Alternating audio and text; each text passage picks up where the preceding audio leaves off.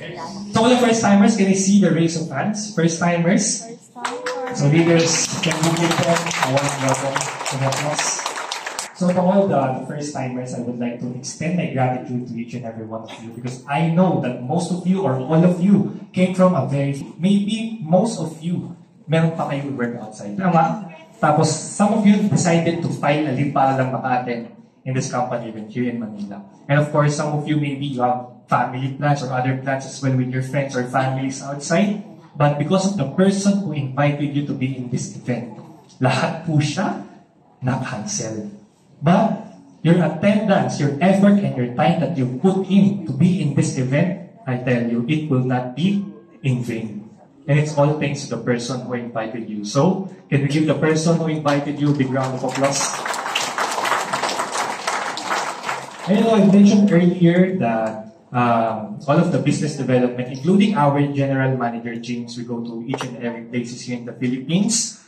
And with that, every time that I will be going to each and every offices, I can clearly see that each and every office, parang yung mga leaders. But every time that I will be going back here in Manila, times 2 pa po yung dinadami ng Manila. So I can definitely see a lot of new leaders, a lot of new distributors na hindi ko pa po nami-meet. So in that case, I would always remember the time when I was just a first-timer, just like you guys. So every time, nung natapos na po yung roadshow namin, I tend to realize that naalala ko bigla nung naging first-timer ako wherein I was seated there watching this event without any idea at all. And I made a promise to myself that in the next company event here in Greenway, Manila, I want to share my story as well to each and every one of you. So is it okay? Yes! Because as you can see in the past previous events that we had, you could always see me as the MC, doing the marketing plan, doing the OPT presentation, but this time it would be totally different. Because this time I will be telling you, because all of us staff, all of the business development has a different stories as well. How we met Freeway, how this platform of Freeway changed our lives, how this platform of Freeway changed our minds, and how this platform take us to where we are today. So, are you ready? Yes. So, okay, I will be sharing you my story. Yes. So you know what? During my stay here in Greenway for almost 2 years, I think 1.5 years, my family, my friends, and my relatives noticed a big change in me. But let me tell you one thing. I wasn't like this before I entered this platform, this Freeway. If I would be explaining myself to you back then, in the past, my attitude back then is I would say that I am the worst type of person you could have ever imagined. If I would be explaining myself to you, maybe if you are my parents and then I am your son, basically you wouldn't think of me as your son at all. And you know what I mean. And I can still remember on how I interact towards my parents back then. You know what? I know that all of us will agree that our parents is the most, or I can say the greatest gift that we've received in our entire life. Tama? Same thing was with me. I totally agree that my parents is the greatest gift that I received in my entire life. Even though that I am a big headache for them in the past. You know what my attitude back then is that no matter how many times they would yell at me, no matter how many times my parents will scold me, my attitude back then is that I would always yell back like they are the ones who committed a mistake. Bakit ako na nakikita mo? Malaki na ako, ma. Kaya ko na yung sarili ko. Something like that. But despite having a worse attitude back then, you know, love of my parents still remained unconditional to me. Even though that I am the worst type of person back then. But then everything began to change slightly the moment I experienced some scenarios in my life. And this was way back 2018. Because the moment that I graduated out of senior high school, yes, senior high school. Are you familiar with senior high school? Yes. K-12? As you all know, I am part of the pioneer batch of the K-12. So the moment that I graduated out of senior high school, usually the given vacation to each and every student is how many months po ba? 2 months, am I right? But it was different from my case before. Because instead of having 2 months of vacation, I had 5 months vacation. So meaning, I have 5 months to relax, to enjoy, to do the things that makes me happy. But as time passes by, 1 week after, I got this idea na why don't I try to look for a job or a summer job, kaya tawag nila. So, I kept looking and looking for a job for me to have something to be busy with, for me to experience working in the outside world, and for me to experience to have my own income for the very first time. And I tell you, just by looking for a job, I tend to realize that ang paghahanap ng trabaho, napakahirap na pala. Do you agree? Yeah. Because at first I thought it was easy, but then looking for a job, it's extremely difficult. But out of my desperation, I applied, walked in to one of the well-known fast food chain in the Philippines. And that is? Wala namang McDonald's, no? Jollibee lahat? Yes, Jollibee. As a service crew. And I tell you, are there any service crew of fast food here? Or a former fast food? Oh, there are some, okay? So I applied there for a service crew back then. And then I tell you, the work itself being a service crew in a fast food chain, extremely difficult. Most of the time, I'm all alone in the dining area. The store is full of people, mag-isa ka lang. And then of course, you have to bust out the table, to clean the tables. And at the same time, a lot of customers raising their hands, pina-follow up yung orders nila, knowing na mag-isa lang ako. So kapag hindi ko siya nagawa ng mabilis, the tendency is I will be scolded and I will be yelled in front of a lot of people. Meaning, may embarrass ako sa maraming tao. But the work itself, despite having that kind of situation, I tend to find myself that I really enjoy the job of being a service crew at Jollibee that time. But to realize that every time that I will be encountering difficulties in my job that time, I would always reflect and I would always think that if I am struggling right now, what more for my parents? Am I right? Because whether we like it or not, our parents doesn't age backwards. Am I right? Except for the parents here in Rebay, because nag-reverse aging po kayo lahat. Am I right? But whether we like it or not, our parents doesn't age backward. And that is the time that I started appreciating my parents even more. So, one thing I've also learned that if you are a service crew or working in a fast food chain, most people will look down on you. Most people will only see you as their servants. Meaning, utusan ka lang nila sa mata nila. Am I right? Definitely, you wouldn't have any value at all as a person or as a human being. But that goes the same thing with my second job. Right before I will graduate college, because my second job, I became a barista. You know what is a barista? When you go to a cafe, the staff who is making the coffees, that's a barista. That became my second job. Same thing goes again. In the eyes of a lot of people, they would just see me only as an ordinary employee without any value at all. And then right after I graduate college, I work in the hotel industry, specifically in EDSA, Shangri-La, Manila. Are you familiar with Shangri-La? Yes. I work there as a banquet waiter. You know banquet waiter? Yeah. Because my goal that time after I graduated is that I will apply to a 5-star hotel for me to gain an experience, because my plan that time is to work abroad. So, kailangan may experience ka daw muna sa Philippines before you apply to abroad. Tama? So, I applied as a banquet waiter. You know banquet waiter? Banquet waiter or waitresses they are the servers whenever there is a big event inside the hotel, like weddings, like Christmas parties, corporate meetings, and many more. They are the waiters and the waitresses. So, after 1 year, I decided to apply now to one of the cruising industry in the Philippines. Meaning, magbabarko na po ako. I was hired, but I was rejected at a very young age. 6 times I was rejected in my dream job. So with that, I started to feel hopeless already. I'm starting to become downhearted already. Because for me, for a person like me who wants to grow, definitely I want to step out from my comfort zone. Am I right? So of course, I tried to look for opportunity or wait for an opportunity. But one thing I've learned is that opportunity will never come to us if we will never make a move. Tama po. But since I was rejected 6 times, starting to I'm starting to be hopeless already. To the point that I ask and talk to the destiny. You know what is a destiny? Tadhana. Started asking the destiny. Asking for a sign. Whether I will be stuck like this forever, or there is still a glimpse of hope for me to succeed. And luckily, the destiny answered. Because the following day, someone messaged me.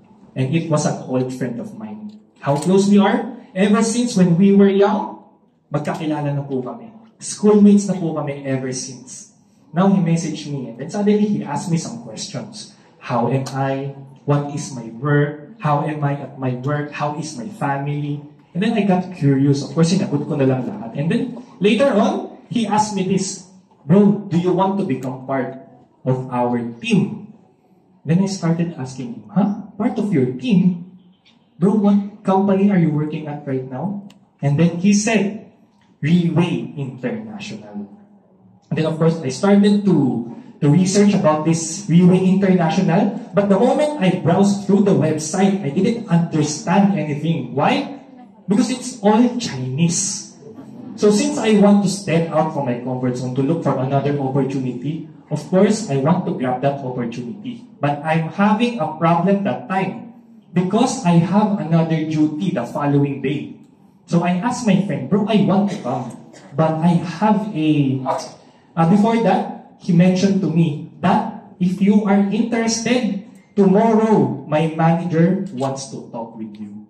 So, already? Your manager wants to talk to me already? So coming from those words, his manager wants to talk to me. So meaning there is going to be a formal interview. Tama? So of course, I wanted to grab the opportunity. So I asked him, bro, how is this? I still have a duty tomorrow. If I don't attend this duty, I will be fired by my boss. Should I resign? And then he told me that it's up to you, Jaime. You just have to trust me. And of course, since yun pa yung Jaime na uto-uto back then, of course, I trusted my friend. So what I did, immediate resign. Wow! So, wala kayo guys, palaki. Wala pa po tayo sa ano. And of course, I resigned that time and then I met my friend in the Starbucks here in 5Ecom. I met my friend that time because it's been several years since the last time that me and him talk to each other or see each other. And then after some moments, his manager entered the Starbucks. And I was completely shocked because the manager that he is mentioning to me is also my high school friend as well.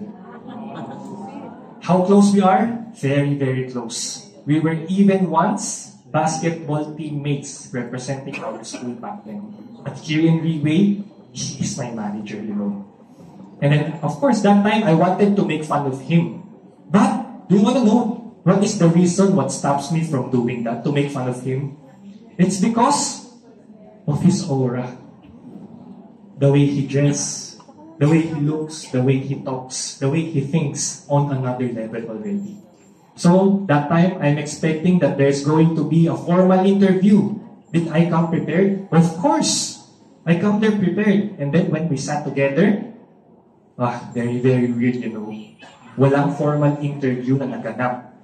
He just asked me, how am I? How is my family? How am I at my work? And many things. He didn't mention anything about Reway. He didn't even mention about the company. He just talked to me casually. And then, since he has a flight that time, ang sabi niya lang sa akin, later, Jaime, we are going to have an event in the office. If you want to attend, you can come. If you have other plans outside, then it's okay, you can come next time. But since it is my first time to have a glance inside the office, of course, I attended that event. And then the moment I entered that particular door, I saw a lot of people wearing coat and ties. First impression, I felt like I was sent to a gangster's base. To the point that I am checking the pockets of the people wearing coat and tie. Baka may mga baril po sila sa bulsa nila. But of course, kidding aside. But one thing that I find very weird is that these people wearing coat and tie, are very approachable, you know. Very, very cheerful. To the point that they are going to shake my hands and they will keep talking to me like we've met for a very long time already. So maybe for the first timers, baka may naka-experience na sa inyo ngayon nun. But that was my experience way back then. The very first time I attended a Riway event. And then of course, I didn't mind. I just watched the entire event. But when the event started, I tell you, I didn't understand a single thing. I didn't understand what was the event is all about. There are some people wearing coat and tie will be coming up on the stage and they will share their story inside Riway. I was like, ano tong event na tong pinasukan ko? Because of course, I cannot blame myself because it is my first time to encounter that type of company. But during 7 p.m., there is what we call the OPT, na tinatawag nila. And then I found out there's one presenter. And she is presenting one product. The moment I saw the product, I started to become very nervous already. I'm starting to have doubts already. To the point I asked my friend who is sitting beside me, bro, be honest with me. This is not networking, am I right? Yes. And from that moment, my friend who invited me to be in this event didn't say a single word, didn't say a single thing. He just smiled at me, smiling like he successfully fooled someone. From that moment, I wanted to stand up and go home already, to go back from my previous job. But I suddenly remembered, nag-resign nga pala ako. So, no choice. So I keep attending Riway events. But every time that I will be attending a Riway event, that is the time wherein I will realize that every time that I will be attending, mas unti-unti ko po siyang naiintindihan. Kumbaga, there's a lot of questions in my mind that is being answered every time that I will be attending a Riway event. So, my friend just told me, just keep attending and attending. Just trust me, bro. Of course, that's what I did. And of course, going here in the office, because I came from Rizal in Antipolo, so Antipolo to Pasay, Pasay to Antipolo, just to attend Riway events. And of course, I'm using a motorcycle that time. And of course, there's this one time while I am going here in the office, it rained down so hard. So the moment I got here in the office, all of my attire was completely wet. So to the point that I'm starting to become very pissed off already. I'm starting even having these questions in my head that I keep attending these events, but eventually nothing happens in my life. Parang nagkamali yata ako na nag-trust ako sa friend ko. But little did I know, that day will be the day that the whole business development will welcome me as their newest brother. Of course, I'm very happy, very, very excited, but I find it very weird again because how come these people inside the business development are way happier than me? It is my success, but how come these people are way happier than my success? I find it very weird because working in a different company, this is the very first time I encountered this type of people. Do you agree with that, leaders? Do you encounter that as well? But of course, I didn't mind because I am very excited to work. And before I proceed to my first day in Riway, I just want to share you something. Because never in my life that I experienced riding an airplane. Not until I became part of Riway. Why? Because my first day in Riway is also my first flight as well. Wow. I'm starting to appreciating the company. Starting to appreciate the company little by little. Because where can you find a company that will invest so much in you just for you to experience this kind of things, for you to learn something? Tama? But of course, since it is my first flight, me and my manager go to Iloilo that time. And when me and him met at the airport, he asked me, bro, did you eat your lunch already? Not yet, bro. Okay, come with me. We go lunch together. And of course, when I was about to pay for my food, my manager already paid for it. And take note, he didn't do it once. He did it into our whole trip in Iloilo. Where every time that we're going to eat, he will always be the one who will pay. Yes.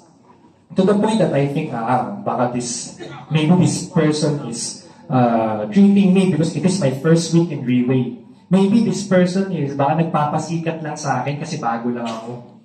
That was my thinking back then. And then when we landed in Iloilo, of course, if you are a first-timer, maraming ang tanong sa isip mo, tama? You want to learn something? You ask. But every time that I will ask my manager, bro, what are we doing today? What time does a business development will eat? And where are we going today? And then every time that I want to learn something, he will always reply one response only. If I ask something, he will just say, bro, don't ask, just follow. And if I want to learn something, bro, how to do this? I want to learn this. He will say, what do you think? Think first before you ask. Of course, I am a first-timer and he keeps repeating this reply over and over again for 3 days. So for the 3rd day, I ask again, bro, don't ask, just follow. What do you think? Think first before you ask. In my mind,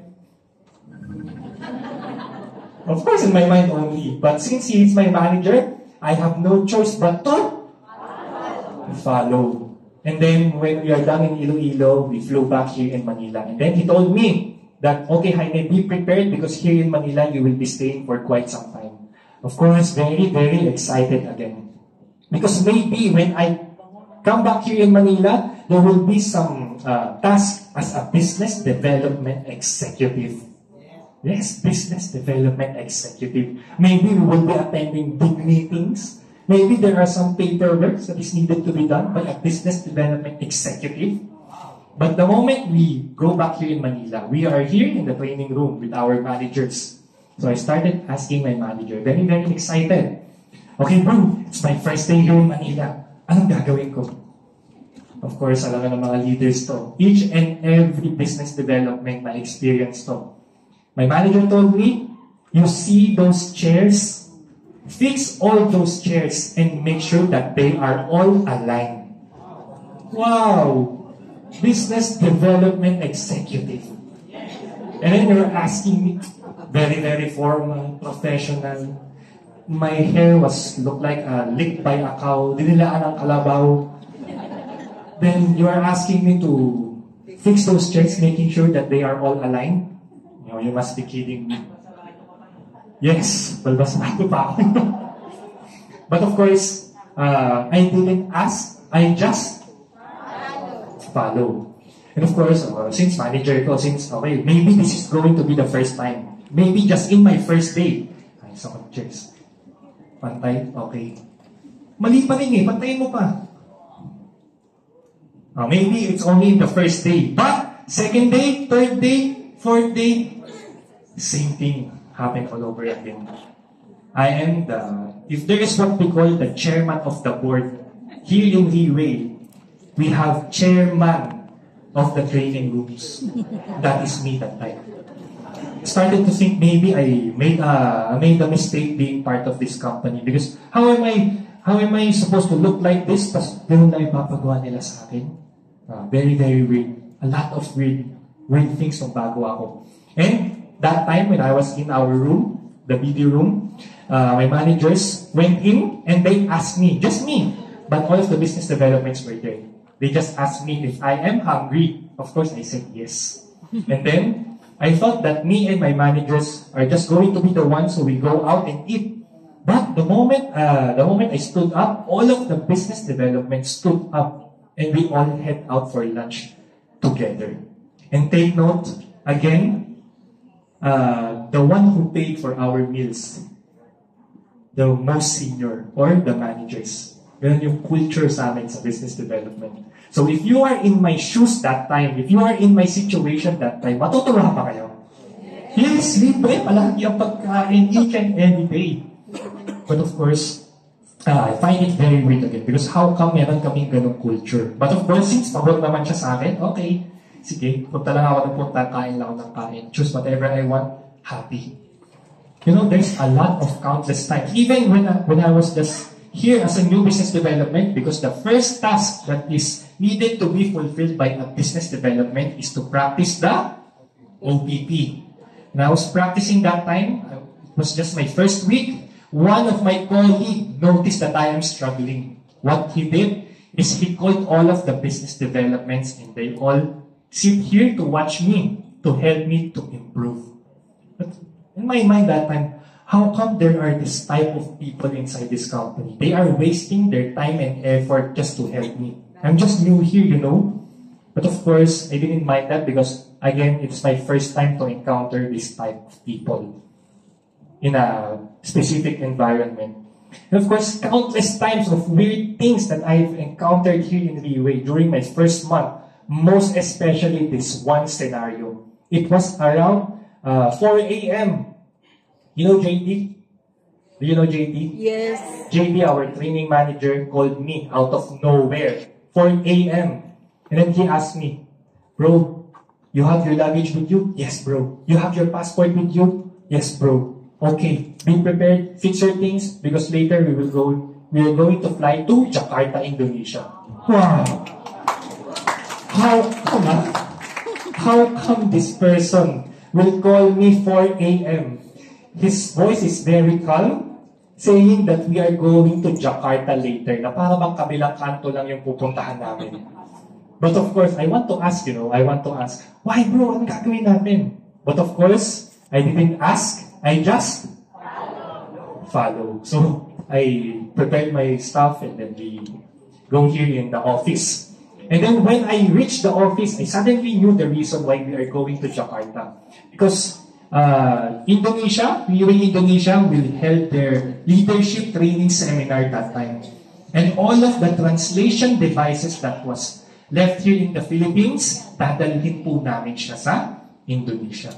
Are you familiar with translation devices? Yes. To all the first-timers, translation devices are like a small radio wherein it is being used by a lot of people coming from different countries so that they can be able to understand what is the speaker is trying to say. Because of course, Mandarin, right? So, our task, bring the translation devices to Indonesia. Of course, very, very simple task. But little did I know that it is a very, very risky job for us to do. You wanna know why? Because in Indonesia, in Leeway Indonesia, you cannot say portier, you cannot say Leeway. Otherwise, you will be jailed. You will be in prison. And you wanna know how many boxes ang dadalhin po namin doon? 60 boxes of translation devices. Each and every box contains 60 translation devices also. So, of course, we need to be prepared that time because it is a very risky job for us. Kung baga yung isang pack namin nakalubog na sa lupa. So that time, the moment we landed in Jakarta Airport, of course, we had a planning first. Okay? So, bago kami makalabas ng airport, may isang pa kaming dadaanan. Nagkakakaba. You wanna know what is it? Immigration. And take note that it is my first international flight in my life, but also the most challenging, So, immigration, managers went first, my seniors, pangalawa, of course, yung mga bago, nasa huli. But I am confident that time. Because ang kailangan lang namin sabihin, what we need to say is that we are here for a vacation only. Okay? So when the immigration officer asked me, what is your purpose here in Jakarta? I answered confidently, for a vacation, sir. Okay. And then I thought that is only the question. But little did I know, meron pang follow-up question. He's looking at my passport. How come something's not right? Something's wrong. How come all of you are saying that you are here for a vacation, but you have 60 boxes with you? So if you were in my situation that time, what would you feel? Nervous? Happy? Scared, of course. It's my first time, my first international flight, And maybe I also thought that that is going to be my first time to be imprisoned as well. That is the very first time in my life that I called all the saints. Lahat ng santo tinawag ko na sana makaraos man lang ako. But of course, what the immigration officer did that time is that he stood up and then he called for securities. That time I was about to cry. Because if I'm going to be imprisoned in Philippines, it's okay. I can still contact my parents. It's easier for me. But to be imprisoned to other country, totally unacceptable. So that time, I'm starting to become hopeless already. But little did I know, surprisingly, that the general manager of Freeway Indonesia was in the airport alongside with the business developments, my brothers from Indonesia. And they all made sure that all of us, each and every one of us, will pass through safely. So it's all thanks to my colleagues from Indonesia. If it wasn't for them, maybe nakaupo pa rin ako dun sa kulungan, waiting for a miracle to happen. But of course, the moment we head out to airport, of course, my colleagues, even the general manager, shake my hand. Congratulations for being part of business development. Some of them are hugging me. They thought it's our first time to meet each other, but how come we wait ng tao sa Viewing International? Ganito ba talaga yung mga tao dito? How come these people are way happier than me? But of course, since I'm very tired that time, I just didn't mind. Straight went to the hotel, took a rest, and the following day, leadership training seminar. That was the very first time that I met most of the core management team of Freeway International, including our CEO, Mr. Lim Boon Hong. The very first time I met him personally and shook his hand for the very first time, including the general managers of the whole Freeway International. Same thing again, they are congratulating me. Welcome to business development, welcome to Freeway, good luck with your career. You know what, at first, I thought that these people, sa magazine ko lang sila makikita. I thought these people sa website ko lang sila makikita. Because that was I experienced way back when I was working in different companies. The core management team, bihira mo lang sila makikita. Makita mo man sila, very far from you. Ano lang, specific events lang, big events of the company. But here in Freeway, anytime, hindi mo lang sila may meet, you can also talk to them casually. How come these people, they are very humble? How come these people are very down-to-earth person? Ganito ba talaga sa Freeway? But that time, I'm starting to even love the company even more. And of course, the leadership training seminar has ended successfully, and then all of us business developments went back here to the Philippines. And after some 2 months has passed, I already flew to different countries because of Freeway International. Malaysia, Thailand, Singapore, and the unforgettable Indonesia. But here, Malaysia, that was the very first time I attended a Leaders Recognition Night. After the Leaders Recognition Night, all of us business development of the Philippines gathered. And our training manager, JD, told us that, okay, brothers and sisters, we need to be prepared. Because when we head back to the Philippines, we need to prepare for the grand opening of the 6 branches of the entire Freeway Philippines. So, when you hear grand opening, ilang beses po siya mangyayari? Once lang, am I right? It's grand opening. Nakakita ba kayo ng grand opening part 2? No, right? So, if that's going to happen once in Freeway Philippines, definitely that event is an historical event. Am I right? So, a lot of things must needed to be prepared. Kailangan lahat smooth. So, what JD did that time is that he talked to us, and then each and every business development naka-assign sa isang market, 1 branch. So, okay, you go here, you go to Cebu, Iloilo, Davao, Cagayan, Pampanga. JD didn't even mention my name. Hindi ko natin pangalan ko. I asked JD, where am I assigned? Because I thought I am going to be with my other manager that time. Because that time, my manager is in Davao. So I thought I'm going to be in Davao also. But JD mentioned to me that, Jaime, you will be staying here in Manila. Oh, me alone? Yes, but you are not alone. You are with our general manager, James Chong. Oh. 4 months business development, and I was already left by a big task. One task for a historical event for Reway Philippines with my general manager, James. So if you're in my position that time, what would you feel? Pressured? Stressed? Definitely your stress is on another level. And then, when we head back, we created a spreadsheet. You know, spreadsheet? Excel. In that spreadsheet, nakalagay doon yung mga 6 branches. Manila, Cebu, Davao, Iloilo, etc. etc. Doon namin i-update yung numbers each and every day. The updated numbers that will be attend each and every branch. So I am assigned in Manila that time. And knowing Reway Manila is the biggest and strongest market. So everyone will expect that Reway Manila will be number 1. Am I right? But that time, how come Reway Manila is at the very bottom in terms of numbers?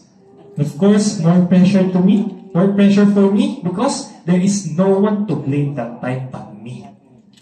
So that time, I'm starting to be stressed already. I'm about to die.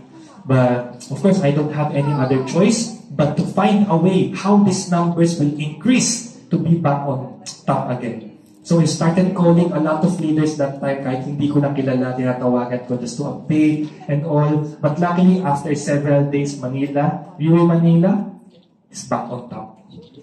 Of course, okay, kailangan po tayo sa climax. That time, when the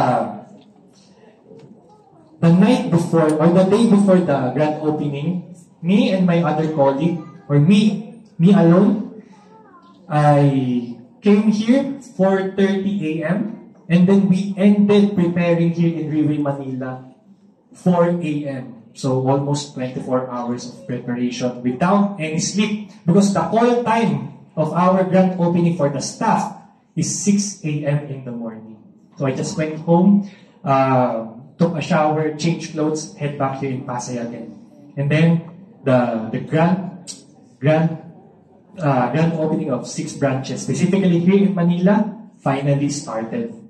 And of course, before it started, James talked to me for the very first time. He asked me, Jaime, how come the numbers outside are still low? Take a look outside, they're still low. So I was, maliit pa lang yung numbers. So I kept calling and calling again because I'm being so much pressured. And then, luckily, after several minutes, leaders coming from other places starting to increase and increase and increase. And finally, the event started and it went very, very smoothly. Then in the afternoon, there is going to be an OPP. Leaders, do you still remember? Yeah. That time, grand opening, there's an OPP in the afternoon, am I right? So another task again, I needed to find some speakers, including myself, to be able to have the OPP successfully. And then, of course, luckily, I managed to create a lineup that time, and the OPP event successfully also. And then finally, the grand opening of 6 branches has finally come to an end successfully. And of course, that time, since I'm very tired, I just went straight to our room, sat there for several minutes, nakatulala. And of course, dahil pagod na ako. And then suddenly, my training manager called me JT. Then he asked me, Jaime, how do you feel? I'm very speechless, bro. Because in the first place, I thought I wouldn't be able to do this task, to fulfill this task. Because I'm just new here in Reway. And having this kind of big responsibility, I thought in myself, hindi ko kaya. And he told me, Jaime, if it wasn't because of you, Reway Manila grand opening will not be successful. So what you do? You take a rest because you deserve it. And then, after the phone call has ended, you realize that it wasn't because of me. It wasn't because of my efforts why Reway Manila grand opening has been successful. It is because of each and every one of you leaders who are wearing the coat and ties. And with that, can you give yourselves a big round of applause? The moment that the phone call has ended, really, I cried that time.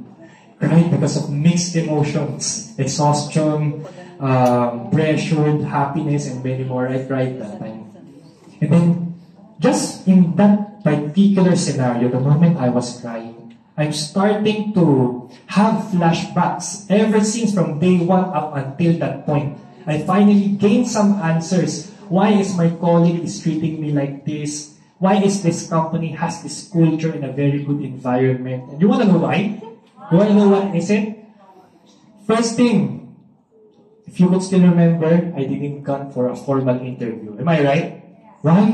Because trust is one of the foundations that we have here in the business development.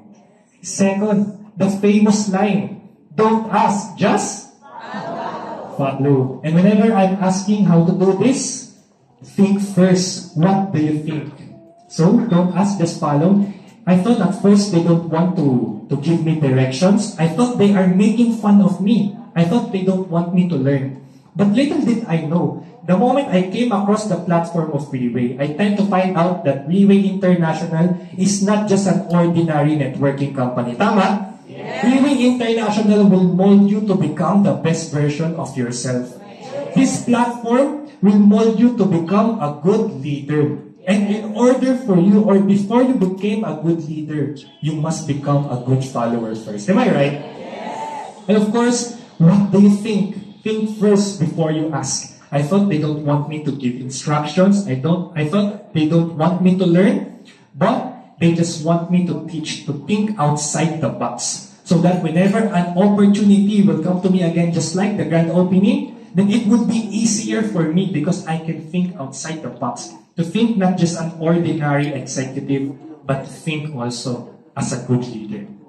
Next is, do you still remember I mentioned that whenever one business development gets hungry, all of us will eat. One business development will struggle, all of us will help. Because here in Freeway International, we are not just an ordinary employees, but we are a big family inside this platform of Freeway. Right?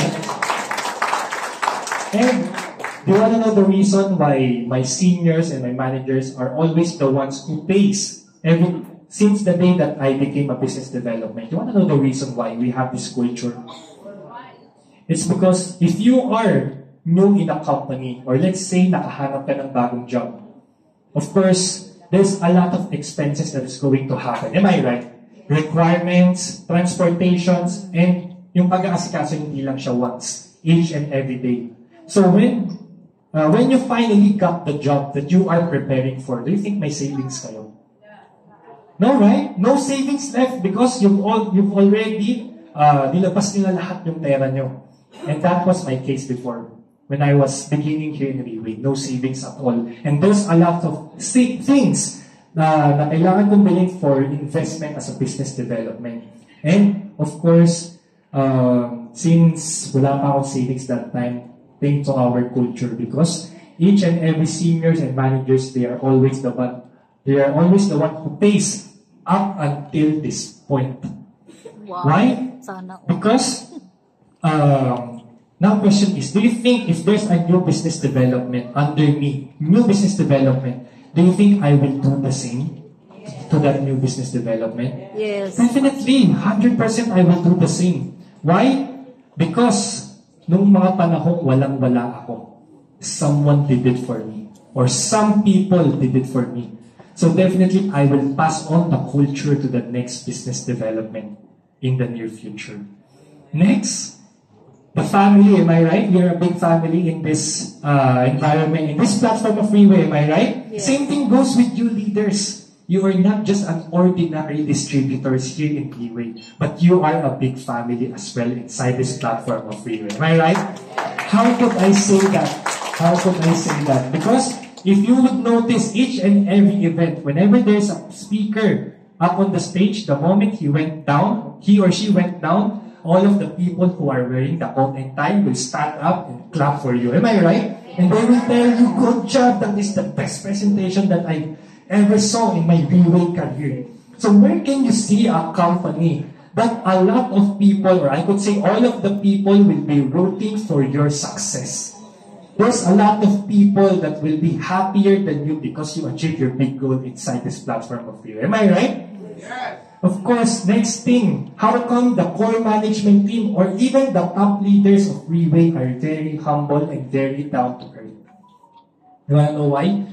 Because here in Freeway, it doesn't matter whether you are skillful, it doesn't matter what educational background you have in the past, or it doesn't matter what background you have in the past, for as long as you have a good attitude, then you can go places here in Freeway International. That is why, without a doubt, they are core management team and top leaders of Freeway International is at the very top because they have a very good attitude. And speaking of attitude, I finally saw the attitude that changed within me across my journey here in Freeway. First things first, my interaction towards my parents really changed a lot. Before I will always tell myself, gusto ko nang bumukod, kaya ko na sarili ko. Lagi na lang may nagsasabi sa akin. But the moment, as you all know, all of the business developments that you are seeing right now, we rarely go home to see our parents, to see our families, to spend time with our loved ones. So, that was the time that I realized that you will never know the value of something not until mawala sila sa tabi mo. Am I right? Yes. So the moment that bumukod na ako, because as you all know, we have a BT house near Pasay. Starting to miss them as always. If before, what they are telling me is that, ano oras ka na naman uuwi, gabing-gabi na. But now, kailan ka uuwi? Namimiss ka na namin. Family values, right? And of course, every time that I will be coming home, of course, yung culture that we have in the business development, bit ko pa rin siya pag-uwi. So every time I will be coming home, I will ask them, which place do you want to go, Mom and Dad? Don't spend a single penny, I will pay everything. So that's a free way, of course. Family values, am I right? Now, of course, very difficult, very hard, but what I learned is that walang madaling trabaho. Am I right? Yes. Lahat mahirap. But you just need to choose kung ano yung worth it paghirapan. Yes. And here in Freeway, all of the effort that you are putting in, all of the time, the blood, sweat, and tears that you are putting in will not go in vain. That's right. Same thing goes with you leaders. Of course, you are in a company wherein this company will put you into uncomfortable situations, uncomfortable scenarios, because you are in an industry wherein this company will drag you out of your comfort zone. This company will always make sure that you will always be hit. Paano yung hit? In a way that you will ask yourself, how come this person kaya niya? Kung kaya niya, kaya ko din. Something like that. You will always be hit. And do you think it's a bad thing? Do you think it's a bad thing? No! Whenever you are put in a situation that makes you very uncomfortable, that is the time that you are creating a beautiful story. And that story will be the story that everyone will heard of once you are on the stage of Freeway International. So do you think it's possible? Yes. Very, very possible, because whenever you put 100% in this platform of Freeway, then Freeway will definitely give you 100% back as well. So, before I end my sharing, I just want to see again the hands of the first-timers. Can I see the raise of hands of the first-timers? Okay, maybe for the first-timers, why don't you just give Freeway a chance? Why don't you just give this company a chance? Just like I did. And then, slowly by slowly, little by little, as time passes by, and eventually, you will be able to finally understand why. You just have to trust Freeway and let Freeway do the magic for you. So once again, can we give Freeway a big round of applause? Maybe your story for being a first-timer, maybe most of you parang iniisip nyo na, aksidente lang nandito ako. Ano ba yan? Ba't ako nandito? Because I was just like that in the first place. But it turns out that the doubts that I have in Freeway, and then the moment I gave this platform a chance, it turns out to become a beautiful disaster. Because if I didn't give Reway that chance that time, if it wasn't because of that no choice moment, then definitely I wouldn't be standing here in front of you and enjoying my career inside Reway International. So, this is the end of my sharing.